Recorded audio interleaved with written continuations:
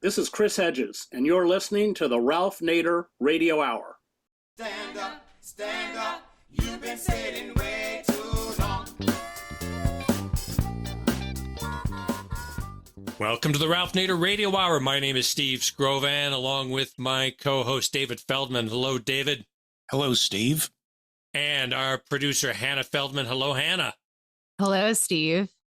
And the man of the hour, Ralph Nader. Hello, Ralph. Hello, everybody. How to describe Elon Musk? He's intelligent, wealthy, influential in politics, science, and technology, with an extraordinary aptitude for business and manipulation. He's also proud, calculating, pragmatic, and vengeful, driven by an insatiable thirst for control and devoid of ethical principles. Wait a minute. That's the bio of Lex Luthor from the Superman comic books. How did the CEO of an electric car company become a real-life supervillain? Dancing around the White House with a chainsaw as he joyfully puts thousands of civil servants out of work. Was he always this way? Or did something happen that set him on his current course? Our first guest, Faiz Siddiqui, has been reporting on the tech world, including Tesla and Twitter, for years. And he's written a book, Hubris Maximus, The Shattering of Elon Musk, which is described as a cautionary tale about the pitfalls of lionizing magnetic leaders.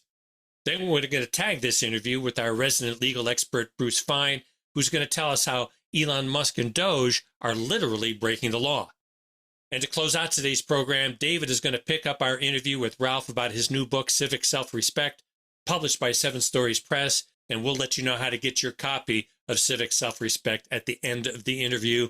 As always, somewhere in the middle, we'll check in with our relentless corporate crime reporter, Russell Mokhiber. But to kick things off, believe it or not, Elon Musk was not always MAGA. David. Faiz Siddiqui is a technology journalist who writes for the Washington Post and has covered companies such as Tesla, Uber, and Twitter, now X, for the business desk. His reporting has focused on transportation, social media, and government transformation, among other issues. He is the author of Hubris Maximus, The Shattering of Elon Musk. An excerpt of that book can be found over at the Ralph Nader Radio Hour website. Welcome to the Ralph Nader Radio Hour, Faiz Siddiqui. Thank you so much for having me. Thank you very Faiz. I must say you are a very generous person. You have 3 pages of acknowledgments where you include the prior books on Musk. I mean, what author of a book on Musk would acknowledge half a dozen prior books on Musk? You also thank Drew Harwell twice. You're very generous, Faiz, to say the least. Listeners should know this is a very gripping book. There's nothing vague about this book. And as subject to the book, Elon Musk is now running a good part of the federal government under the fascist dictator, Donald Trump. So please listen carefully. This is a very important book. I must say, let's give Musk his due before we take him apart, as a lot of your pages in your book do. He did spot a huge stagnation in the auto industry, which didn't want to produce electric cars, always kept promising. The first electric cars were produced over 100 years ago. He saw an opening and blew it wide open with the production of electric cars. At the time, he was a great environmentalist. He was worried about climate violence. He signed a 2014 statement with famous scientists around the world saying that if we don't control robotics or artificial intelligence, they may be a force out of control and destroy humankind. There was no mincing of words in that letter, which is online. And that was the first rendition of Elon Musk that we listened to. He also supported the Democratic Party. What happened to change him into a fervent Trump supporter and just a complete reversal of his prior stands? What do you think happened? So the book details a few distinct periods where he felt that what he was doing was righteous. He felt that he was helping people, and the mission of Tesla, accelerating the world's transition to sustainable energy, was the right one. And thus, why is he being attacked? Why is Tesla being attacked? And suddenly, as I write about, he becomes convinced that there is a big oil conspiracy against his company, or the government is conspiring against his company. So one of those periods is in 2018. Elon Musk falsely says that he has funding secured to take Tesla private for $420 a share. It wasn't true, and there's an SEC lawsuit alleging securities fraud. And he's in this moment where he ends up saying, I don't respect the SEC. Over and over throughout this book, there's just this sort of recurring theme of victimhood, or at least Elon feeling like his back is against the wall. And why? For what? Him and his fans felt they were doing the right things, and yet they were being scrutinized and punished for it. Yeah, it's interesting. You attribute his beginning of his turnaround to the regulation activity of the Auto Safety Agency, the National Transportation Safety Board, the Securities Exchange Commission. He didn't like that at all. His autopilot has been involved in crashes, and his financial shenanigans have brought the attention of the SEC. And that sort of was the marking point of his turnaround from what might be called a liberal Democrat, environmentalist, skeptic of runaway artificial intelligence into a Trump-type reactionary. And he put $250,000 into Trump's campaign. But in the area of just giving him his due, I have to admit, I mean, it's sort of spectacular what he achieved. He built Starlink and SpaceX. Those are worth hundreds of billions of dollars. They're private companies. When they go public, he's going to be even richer because he owns a large share of those companies. How does he get into these huge areas and make fools out of giant corporations, sitting around looking at their knitting, so to speak? How does he spend his time during the day, and how does he recruit such competent people to pull it off? So the recruiting is really interesting. So for a long time, I was in Silicon Valley. I was in San Francisco specifically, and I was covering Tesla, and I sort of realized this is a big draw. This was, at the time that I was there, this is in the wake of many Facebook scandals, many Uber scandals. Tesla was the company to work for. Elon was the person to work for. There was no figure as magnetic who inspired people in the way that Elon did. So recruiting was a strong suit of that company. And the pitch was, come here and change the world. You're not selling ads for a social media company. You're going to go work for Elon and you're going to change the world. Now, how did he get his hands in so many different areas of public life? I talk about this in the book. A lot of times it was reactive. Elon sees that some of these other startups are chasing self-driving or artificial intelligence, and Elon sees that that's the next wave, reacts, but has this built-in advantage of he can recruit some of the best people. That then, as Elon's antics spill out into public view, he starts to become less of a draw, frankly, but that's an advantage that he still has. So how did he manage to do this? Just look at any startup, for example, OpenAI, which hits the scene with the first big large language model that is publicly released. What does Elon do? He responds with Grok, with XAI. And overnight, seemingly, he has a bunch of people now chasing the same thing and catching up as quickly as they can to a company like OpenAI. So he just has the ability to sort of snap his fingers and get people going. What's amazing about him, and he does work like 7 days a week. He's been known to sleep on mattresses in his factories. He's very attentive to detail before he went into the Trump administration and neglected his corporate business to the chagrin of some shareholders and corporate executives inside his company, of course. But the fascinating thing about him is 30 years ago, he didn't have, as you say in your book, two nickels to rub together. And in 30 years becomes the richest man in the world. There is no precedent for Elon Musk. Not Ford, not Rockefeller. None of them can compare with the range and breakthrough that he has achieved. There are passages in your book which describe Musk, and they sound like describing Trump. He's become very much like Trump. He lies frequently. He exaggerates. He makes corporate promises of autonomous vehicle installations as normal that are way off the mark. He has appearance of a dangerously unstable personality. He uses intimidation tactics the way Trump does. On the line, he has hordes of followers who spew hate against critics of Trump. So let's ask the question, quote, it could be asked of Trump, quote, can Elon Musk do whatever he wants and not face the consequences, end quote. It's a great question. I think you will see that the pattern in the book is that largely, yes, he, in that specific trial where there's a question over his funding secured statement that he had the money to take Tesla private, causing the stock to soar, basically to pop, and then ultimately costing people a lot of money when reality dawned on them. Elon gets away with it. Elon has to step back as chairman of the Tesla board over that, but he emerges more powerful than ever. You raised the subject of the amount of wealth that he's generated through these companies and how there's no parallel. Well, I talk about how a lot of that happened. He steered what a judge essentially called a self-driving pay package. Elon steered the process, initiated by the compensation committee of the board, but largely, as documented, at the direction of Musk. It was a $150 billion pay package. There was no parallel in history. That the second largest pay package with $1 billion. The second largest pay package was Musk, and that was in the tens of billions. And so, can he do whatever he wants? I don't know. You hear the Trump thing about you could go out to Fifth Avenue. With Elon, I mean, there is this question about what is the limit of what Elon will be permitted that any other CEO might not be permitted to do. Before we get into his present role as Trump's hatchet man wrecking the federal government, a couple questions are often asked.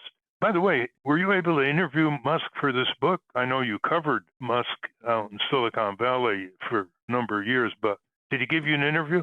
He didn't. Musk has responded to my Washington Post reporting before, generally with the same refrain: give my regards to your puppet master. And I talk about how I yelled a couple questions at him outside of court over the course of that reporting. But no, he did not give me an interview for the book. The other thing that's interesting that I didn't see much of in your book is his personal life. He has 12 children with 3 de facto wives, and he's got them in a elaborate new compound in Texas where they're living together. What's the story there? So this merges perhaps Musk's political and social philosophies and his personal life in a way. He has been espousing this sort of pro-natalist rhetoric, but also alarmist rhetoric about population decline. He believes humanity needs to be having more babies, and if they're not, humanity is doomed. And is seemingly used to justify decisions in his personal life in a way that I think to most people probably are a bit uncomfortable, because it just raises a question of, is everybody comfortable here? Do all of these kids have the relationship with their parents that they should? It's just an interesting one because Elon talks so much about this threat of population decline and seems convinced that he is doing his part to address it. Well, you spend a lot of time in the book, a lot of pages in the book on the dangers of the Tesla vehicle and the problems with the Cybertruck and the deaths and injuries that have occurred and the regulatory activity out of Washington on Tesla. But have you thought about the absence of any criminal prosecution by state prosecutors? When Ford had that Pinto problem with the rear end fire risk, a state prosecutor in Ohio brought an indictment against Ford. He eventually lost because he didn't have the budget to take on Ford's lawyers and the friendly judge of the local defender of Ford. But do you know anything about any possible state prosecution of Trump? So there are state investigations into autopilot. The California DMV, most notably, has had an extensive investigation into autopilot. The one thing that seems to differ is that you raised the prospect of criminal action. I mean, I do talk in the book about how the FBI interviewed a former Tesla employee there as part of a DOJ investigation into autopilot claims. But given the political realities of the country right now, I would not expect to see those go anywhere soon. So then there are the state level investigations, again, most notably the California DMV, but I don't know that they rise beyond the prospect of civil penalties. Let's look at his role in the Trump administration now. He is a private citizen. He doesn't have an official title. He has a crew that barges into the IRS. They want to cut half of the employees, which would release huge amounts of uncollected taxes, tax evasion. He's firing civil servants right and left, going after the Consumer Financial Protection Bureau, the Health and Human Services Department, the Environmental Protection Agency, the Occupational Safety and Health Administration. His message to the public which is not very articulated by the media, is that they're cutting people's programs, almost focused on the social safety nets, the necessities of all the people to be protected from climate violence, pandemics, other situations of mortal peril. But they are giving a pass to the three 800-pound gorillas that really constitute most of the waste, fraud, and abuse that allegedly they're going after. And I'm asking you, Faiz, why doesn't press cover the corporate criminal ripoff of Medicare and Medicaid and other programs, hundreds of billions of dollars, corporate welfare, subsidies, handouts, giveaways, tax expenditures for corporations, and the bloated military budget that is illegally unauditable under a 1992 federal law, which they want to expand, not contract, full of waste, fraud, and abuse in its contracting, for example. Why is that? Yeah, I can't speak for the organization, but I know that I've read that the same media criticism. And what is my perspective as a journalist? I think it's having read sections of Chomsky, right? Manufacturing consent. Like, we get that journalists are only as good as their sources at times. And I do sometimes wonder if we need to get out of our bubbles a bit. And we need to understand some of the realities of what people are dealing with, as opposed to reporting purely on the basis of what are our traditional relationships in Washington. So I think that criticism is a real one. Do you then agree with DOGE says it wants to vet Social Security or Medicare or Medicaid for fraud? And are those aims in alignment with this criticism? Should DOGE be the one to audit those agencies? I don't know, but it seems like a valid idea. DOGE is a criminal enterprise. We're not talking metaphor here. They're violating criminal statutes as well as civil statutes. 7 days a week, they're working out of the executive office building, bringing in fast food and having very little sleep. And Musk brags about all that. So there's a real wrecking crew here. You know, Mark Green and I wrote a book in 2020 called Wrecking America on Trump, where we predicted a lot of this rampage. But the important point here, it seems to me, Faiz, is there is an instability in his personality. You begin to describe his gyrations, what he takes in terms of pills, how little sleep he has, how he flies off the handle and makes impulsive, emotional decisions, how he revels in anonymous intimidation by his supporters of any critics, some of them serious threats to the critics as well. And members of Congress are not immune to his induced ire. You think he's going to crash? What's the future of Twitter? What's the future of Tesla? What's the future of Elon Musk? You know, you've touched on all these bases quite specifically. What do you see coming in the next year or two? You think he's going to leave Trump's government pretty soon? Trump has mentioned that, and go back to his companies. Give us a sense of what's on the horizon here.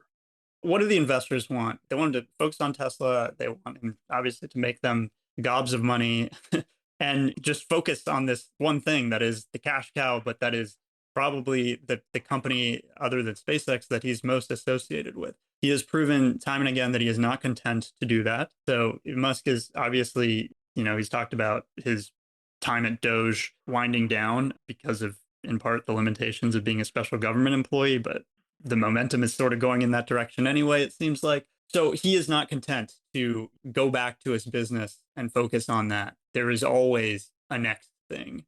And you raised the idea that how did he get to this place where he's involved in so many different buckets? Well, the two that I think are overlooked a bit are Neuralink, which is a brain chip implant startup, which, has legitimate aims to restore movement to people suffering from paralysis, for example. And then there's XAI, the artificial intelligence startup that Musk has talked about, what he sees as the existential threat of artificial general intelligence. And yet he believes that he should be the one to build a superhuman AI to prevent it from becoming too powerful. And so that is a tremendous amount of power to be giving somebody, to put your trust in somebody and say, like, well, you see it as a threat to all of humanity, but we trust you to be the one to bring it to fruition. So I would look at those two areas. But again, it's hard to predict what the man is going to do next. Well, it's not difficult to predict his next dimension of activity in what can be called the corporate state. Starlink, SpaceX are very, very close with the Pentagon, the CIA, and NASA. He has huge contracts, and these agencies are becoming more and more dependent on him. Satellite services, for example. It's pretty extraordinary how a big deal he is now in the national security state. And of course, that's super secret, and he's not known, to have a careful regard for information that might be secret. But he is now a full-fledged participant at a large scale in the merger of big business and big government. So it's not hard to see what his next frontier is. He's moving in on foreign policy. He's talking about elections in foreign countries. He's wondering whether he should continue providing satellite services for certain countries that are under pressure, like Ukraine.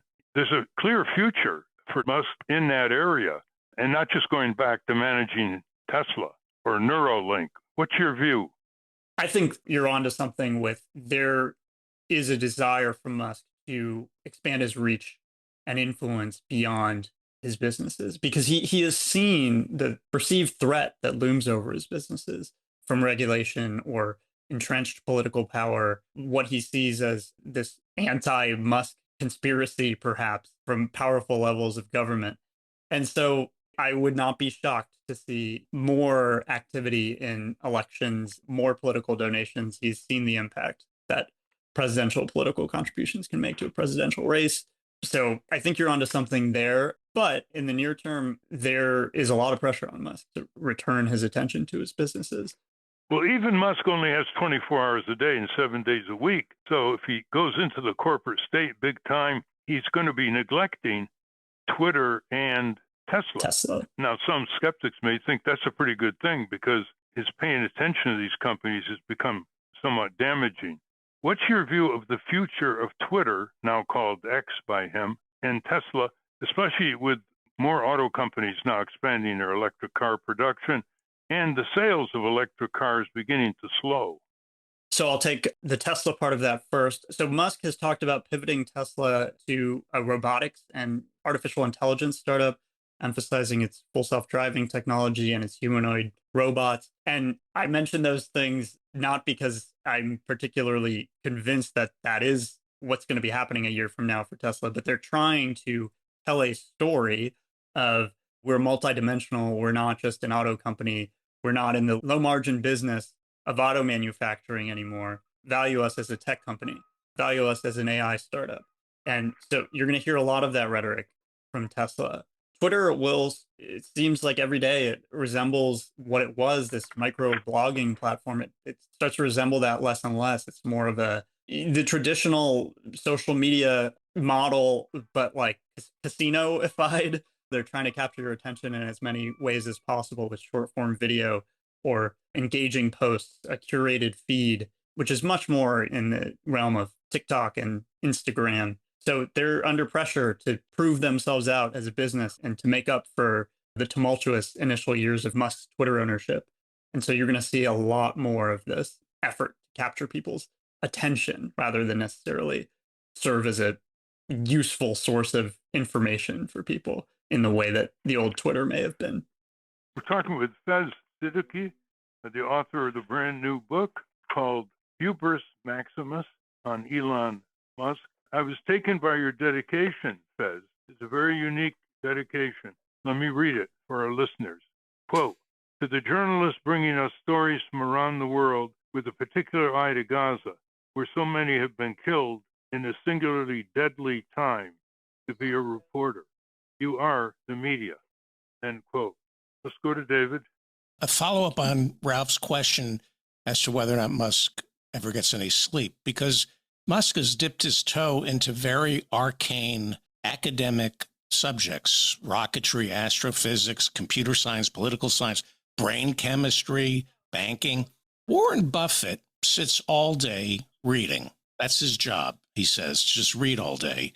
I don't get the sense Musk is reading. So if you were to place Musk's knowledge beans on one side of the scale and his arrogance beans on the other side of the scale, which side of that scale would end up being the heaviest? Is he smart or arrogant? I don't know that they're mutually exclusive, which probably seems like a cop out, but I don't get the sense that he's in the subjects where he is given the most credit for these revolutionary breakthroughs, which are electric vehicles, which is, rocket propulsion. You never get the sense that he's out of his depth here. The one thing that I will say about your comment on Buffett reading all day, Musk seems to be reading X all day when he's taking in information.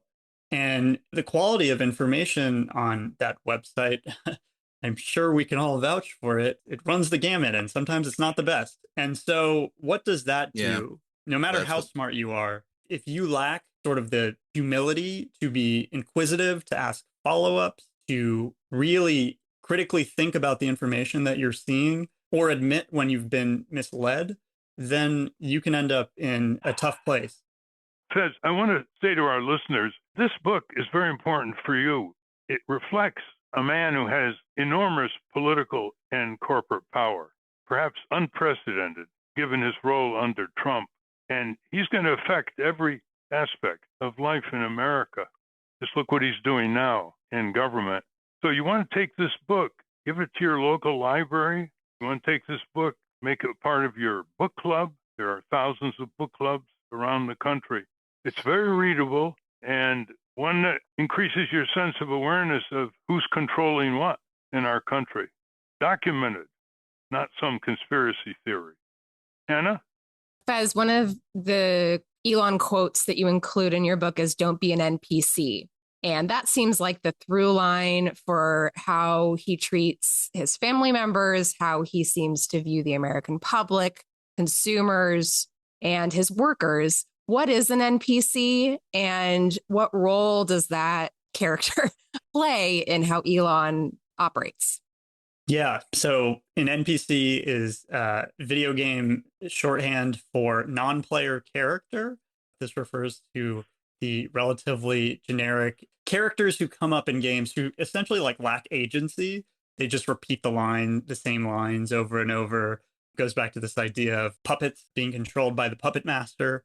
And so this is a line that Elon has used, and I think it applies. I mean, it's been applied to all kinds of folks, but if you think about how Elon behaves versus the typical CEO in that context might be the NPC, because all they put out online or in earnings calls are sort of canned statements. And that's one view, which seems like people are probably sympathetic to that view at times. Corporate CEOs, buttoned up, very powerful people. But then on the other hand, dismissing large portions of society as NPCs, you kind of wonder, is that not punching down a bit? Is that not actually a bit of an elitist view that you're an NPC? What if it's applied to somebody who drives a basic economy car that is relatively unassuming and anonymous? Does that make you an NPC? Or what about now? There seem to be Teslas, Model 3s, and Model Ys everywhere. Is the Tesla driver now an NPC? So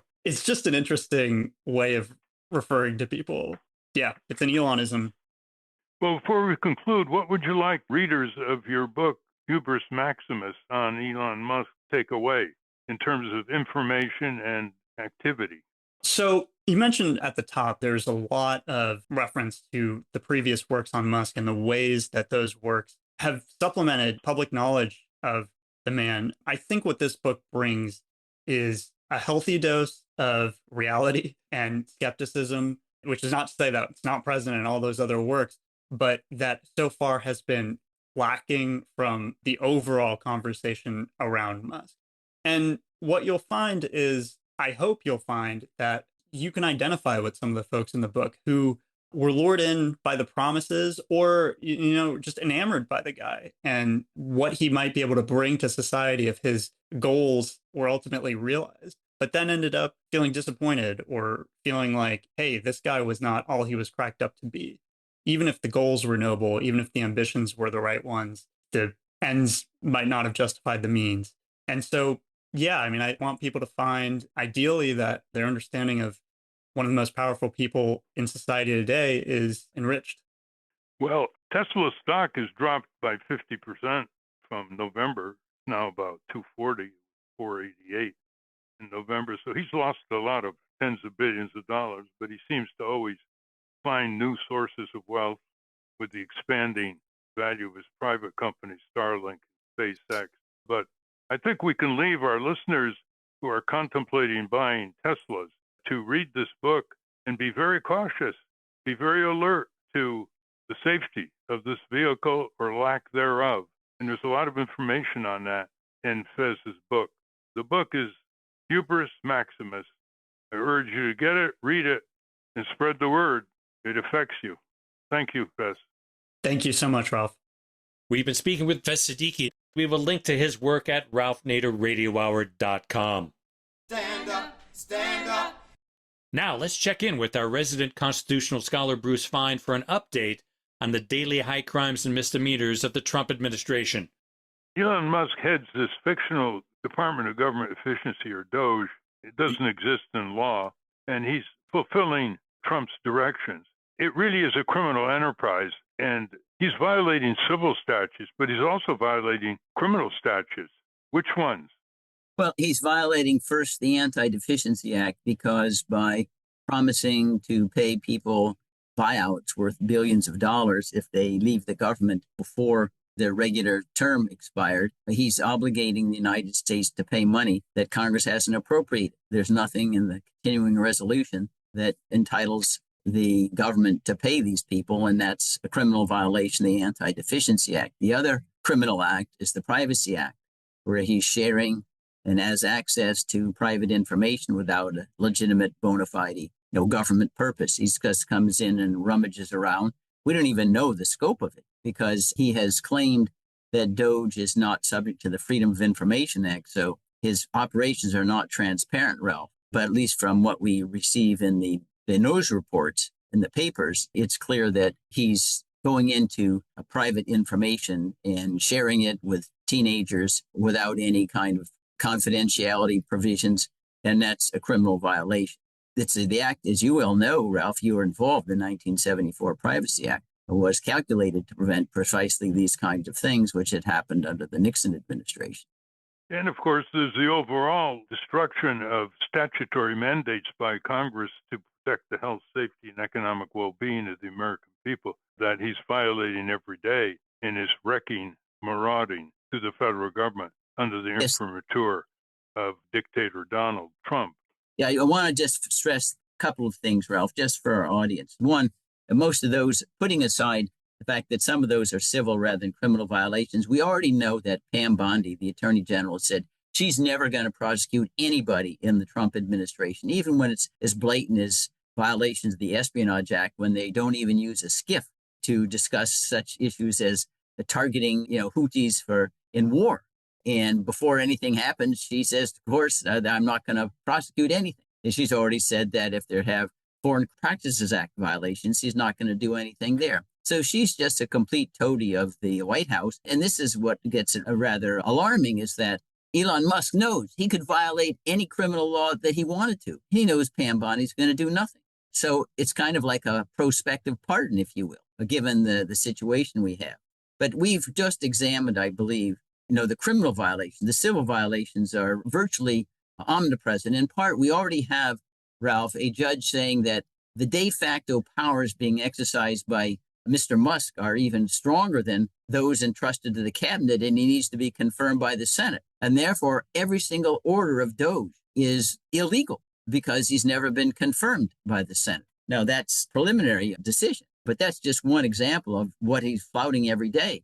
Another order found just yesterday that he illegally shut down the Voice of America. He shut down USAID illegally. He's de facto shut down the Education Department illegally.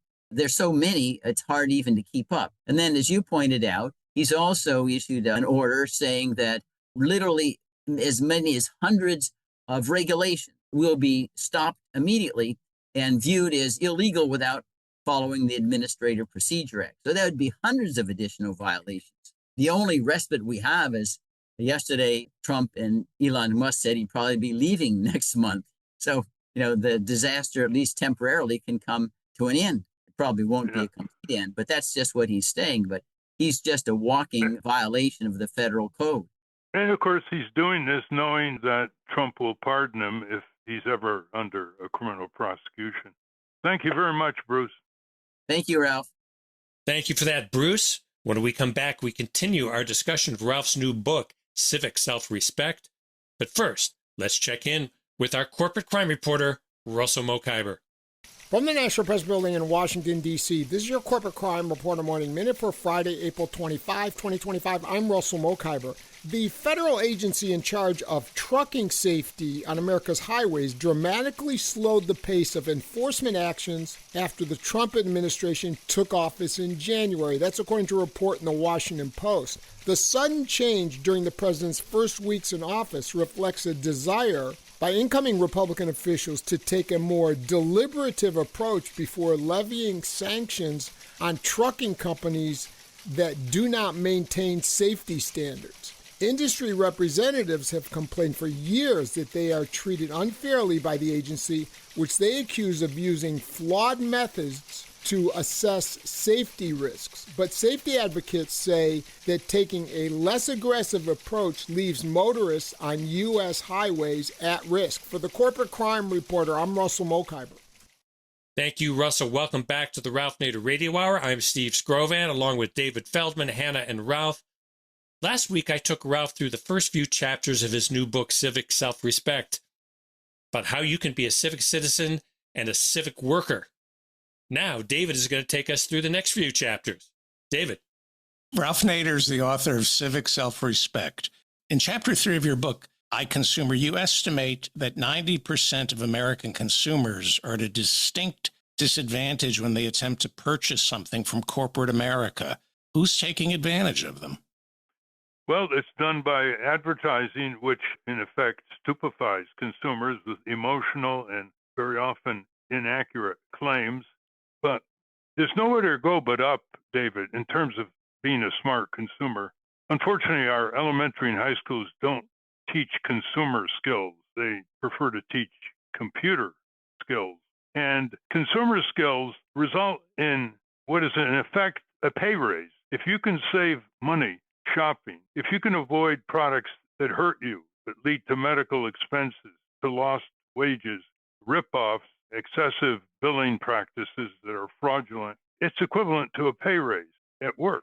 And Senator Philip Hart, who many years ago was a great consumer advocate representing Michigan, he was the chair of the Senate Antitrust Committee, estimated that fraud is so varied and so deep, from used car lots, for example, insurance fraud, etc., that it could amount to 25% of a person's income.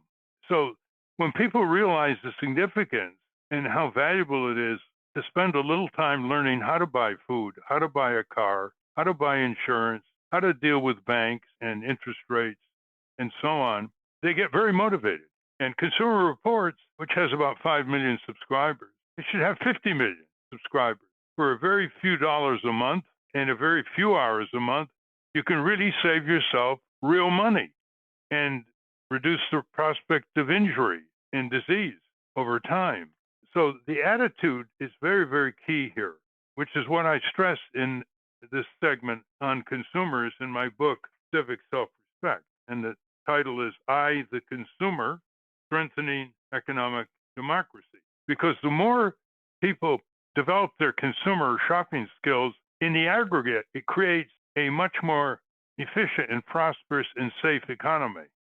So it has an aggregate impact. I always like this metaphor, which I mentioned earlier, this metaphor that the Mississippi River, the mighty Mississippi River, starts with tiny rivulets in northern Montana and northern Minnesota. They become brooks, then streams, then small rivers, then big tributaries like the Missouri River, and then the Mississippi River. And that's why the phrase in the book is civic self-respect. In fact, you look at yourself and say, I'm not going to be ripped off anymore. They're not going to trick me anymore. I'm not going to be taken by some of these devastating to my economic well-being, health and safety advertising on TV. I mean, some of the NBA basketball games, before, during, and after, right after this, there's about 100 ads. I mean, it's just unbelievable, the saturation. And none of them are rebutted. There's no rebuttal of deceptive ads at all. So it's important for consumers and shoppers to take control of themselves, for their families, for their children as well. And there's plenty of good information to do that. But before you start absorbing material like Consumers Report, you have to have a higher significance of yourself as a consumer and develop a civic dimension. That is, when you see things that aren't right in the shopping centers, you talk about it. When you don't want to buy something, you tell the salesperson, no sale, and walk away. That's a good feedback. You have to articulate it, not just have it in your mind and drift away. And there are all kinds of ways to become more self-sufficient. Before the Industrial Revolution, consumers were producers. They produced their own shelters, they grew their own food, obviously at a much lower standard of living. But the Industrial Revolution created specialization. And gradually, decade after decade, the consumer products were contracted out, so to speak, to specialists. So this little chapter gets you a little excited. It's pretty hard to be excited as a shopper, other than something tasting good, smelling good. Being excited as a shopper means you're part of improving your community, your neighborhood. Pretty soon the stores get the message. Most of us have experienced telephone polls. A lot of people just close up. But when they do telephone polls and consumer surveys, answer the questions. When they poll 1,500 people, they're polling statistically the views of millions of people. So get your licks in when they ask these questions. Don't just close up on them. Where do you get information about household appliances? Well, in the most obvious place, furnaces, stoves, garden equipment. They're from plumbers, electricians, carpenters, painters, roofers, interior decorators. They know what products are better than other products because they deal with them every day, and they know where they're being manufactured around the world. They like to answer questions. That's a whole source of consumer information for you. There's a little humor in this section, too, I must say. When you're talking with other consumers, sometimes they're wondering why you're expanding the range of their sensitivity. I mean, what are you up to here? And you can just, as I say in this little section, when people say, well, how are you? And you can say, well, how are your consumer skills? Instead of just saying, I'm okay. How are your consumer skills? And they sort of blink, what's that all about? Well, one thing you can do to get their attention is you can say you figured out 10 ways you can shaft yourself as a shopper. You want to hear them? And they'll say, sure, give it a try. And you say, okay, here goes. Here's how you can shaft yourself. You buy before you think. You buy before you read. You buy before you ask any questions. You buy before you can afford to buy, go into deep debt. You buy before you see through the seller's smile and smooth sales pitch. You buy before you comparison shop. You buy when you're tired or hungry. You buy when you're rushed. You buy to dote on your children because your kid demands the product. Or you buy just to keep up with your friends or neighbors, or as they say, keeping up with the Joneses. And other things to look into food co-ops. They're spreading around the country. And one of the big obstacles, who's going to provide a loan to start a food co-op where the consumers are the owners and they can decide what they want to sell themselves and what they don't. That's how some stores stopped selling cigarettes, for example, because co-ops took the lead. Well, it happens there's a national cooperative bank in Washington. We were very instrumental in getting that passed during the Carter administration. And they provide loans for consumer co-ops to get them underway. You may belong to AAA. Well, there's an alternative to AAA. It's called the Better World Club, and it focuses on really respecting consumer values and environmental values.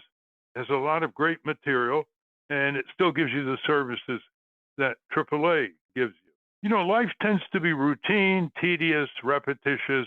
It makes your day less daily. It makes it more interesting. You begin thinking that you do matter more with your friends and neighbors, and you're helping improve the efficiency and safety of the consumer dollars that they spend. Ralph, did you consciously decide to be known as a consumer advocate when you were first starting out? instead of an advocate for, say, citizens? And who has more power right now in the 21st century, citizens or consumers? Well, consumers should also be citizens arising out of their consumer awareness to ward off products that are killing people, injuring them, and making them sick. Remember, we have about 400,000 people every year die from tobacco-related diseases, and the promotion for becoming a tobacco addict started with the companies reaching children, passing out free cigarettes in front of middle and high schools when they complete the day's classes. We're talking serious gravity here. We're talking about hundreds of thousands of people whose lives are shortened because of deliberate promotion of fatty, sugar, and salty foods from childhood on up. And there are more and more studies coming out on just how deadly these foodstuffs are. And that's what brought to my attention, David, the importance of the consumer factor here. Adam Smith once said many centuries ago that the purpose of production is consumption. And if consumption is informed and feeds back, it can lead to a high quality economy. It can lead to more integrity to your consumer dollar and to your health and safety. It can lead to less environmental damage. It could lead to stronger regulation of product defects and services that are harmful. It's sort of a bottom-up economic democracy. That caught my attention years ago because at law school, you hardly ever hear the word consumer or consumer law. So you chose, it was a conscious decision to introduce yourself to the world as a consumer advocate? Definitely. I'd lost friends in high school to unsafe cars. They didn't have seatbelts, no padded dash panels, no airbags, no rollover protection, no head restraints, on and on. It was like people were in a crash or bouncing around in a room full of knives, sharp edges on the dash panel and the like. And that motivated me too. Should we turn to Chapter 4 of Civic Self-Respect, I the Taxpayer? Yeah, there's one where there's an ideology of control over small, medium taxpayers. They've been, in effect, cornered into just looking at taxes in terms of the tax rate they pay and being very responsive to people who say your taxes should be lower. Now, I once wondered why there was so much less resistance to this appeal of reducing taxes in Western Europe compared to the U.S. And the overriding reason is that in Western Europe, a lot of the taxpayers came back to help the taxpayers back home in the form of universal health insurance, pensions, various kinds of protections, social safety nets, maternal health care, family paid leave, sick leave, child care. So they felt the money was coming back to them. Well, in the U.S., the money went to the military budget. The money went to corporate welfare. And that obviously created a lack of support for taxation, which is what Supreme Court Justice Oliver Wendell Holmes once called, quote, the price we pay for civilization, end quote. And this section in this book, Civic Self-Respect, on the taxpayer, it's called I, the Taxpayer, is to broaden the range of awareness and get people much more exercised and angry about the super rich and big corporations paying so little taxes. Half of the profitable corporations don't pay any federal income tax. They've so rigged the system.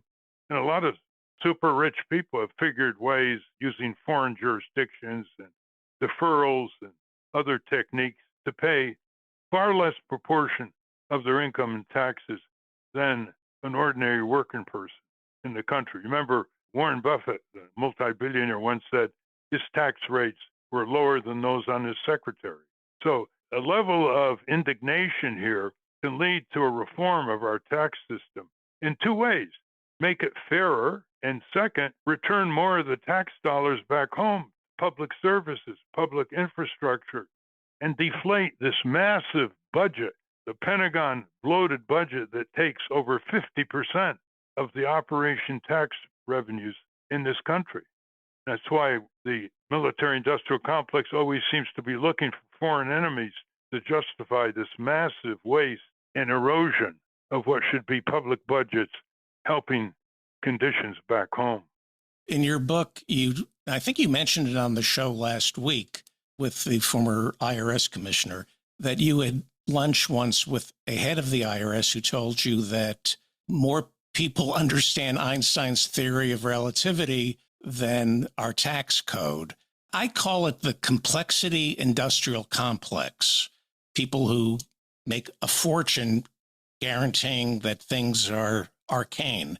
You say big companies want complexity in our tax laws. How do citizens gain the courage to openly say, I don't understand this.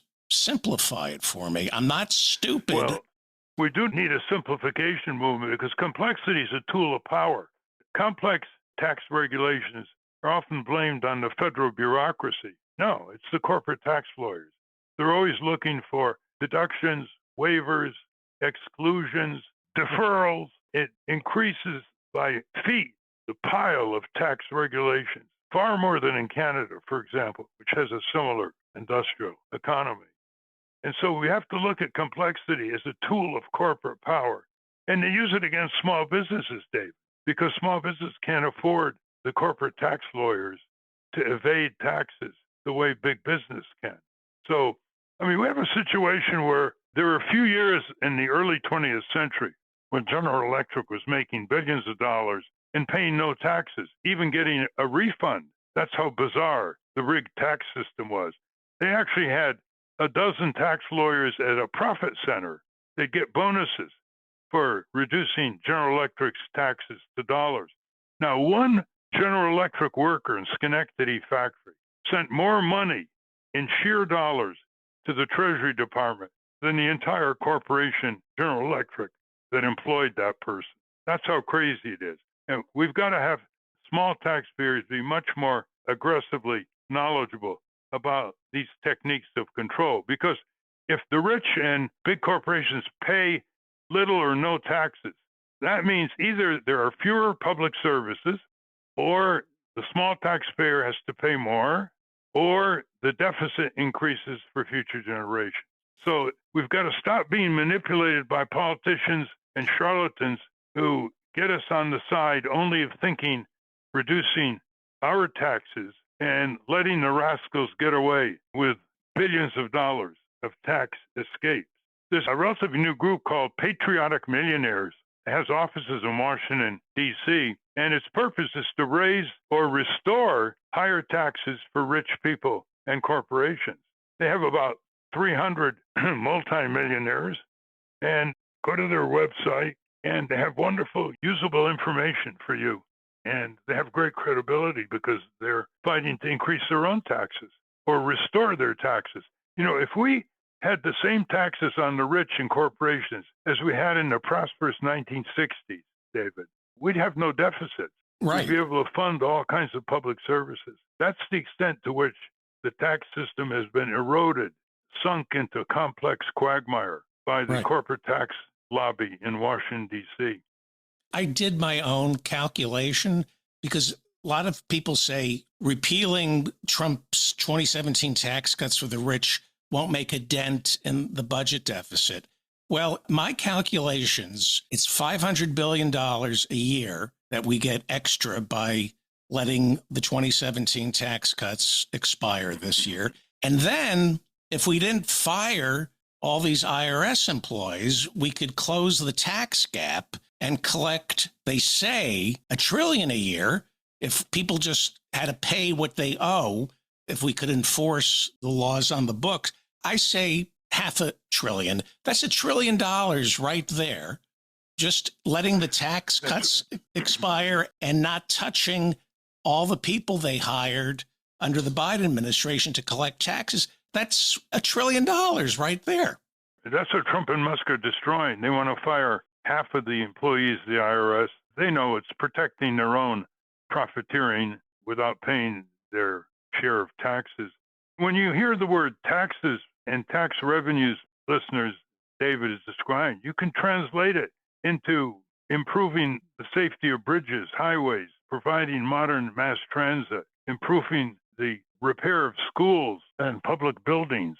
You know, it's real. It can become real if people are aware of it. That's why civic self-respect, in a very simple way, with clear language, gets you as a taxpayer thinking big, thinking excited, thinking you can help change the system. How many times do we have to go and talk to members of Congress on the Finance Committee and House Ways Committee? And they say, we don't hear from people back home enough to hold hearings on corporate tax fraud. We're not getting the feedback. Well, this little book, Civic Self-Respect, gives you feedback. It connects you with lobbying groups like Patriotic Millionaires. And, it makes life more interesting, more engrossing. It makes you feel that you matter and you count. The crushing power of corporate hegemony is to make people feel they don't matter, they don't count, that they can withdraw into apathy and indifference and suffer what they will. We will continue our discussion of civic self-respect and how you can take more control over your civic life next week. And to get your copy of the book, go to nader.org. For $18, you'll get a signed copy, shipping included, in the United States. We will also link to it at ralphnaderradiohour.com. I want to thank our guests again, Faiz Siddiqui and Bruce Fein. For those of you listening on the radio, that's our program. For you podcast listeners, stay tuned for some bonus material we call the Wrap-Up, featuring Francesco DeSantis with, in case you haven't heard, a transcript of this program will appear on the Ralph Nader Radio Hour Substack site soon after the episode is posted. Subscribe to us on our Ralph Nader Radio Hour YouTube channel. And for Ralph's weekly column, it's free. Go to nader.org. For more from Russell Mokhiber, go to corporatecrimereporter.com. The American Museum of Tort Law has gone virtual. Go to tortmuseum.org to explore the exhibits, take a virtual tour, and learn about iconic tort cases from history. To order your copy of the Capitol Hill Citizen, Democracy Dies in Broad Daylight, go to capitolhillcitizen.com. And to order your copy of Civic Self-Respect, go to nader.org. For $18, you'll get a signed copy, shipping included in the United States.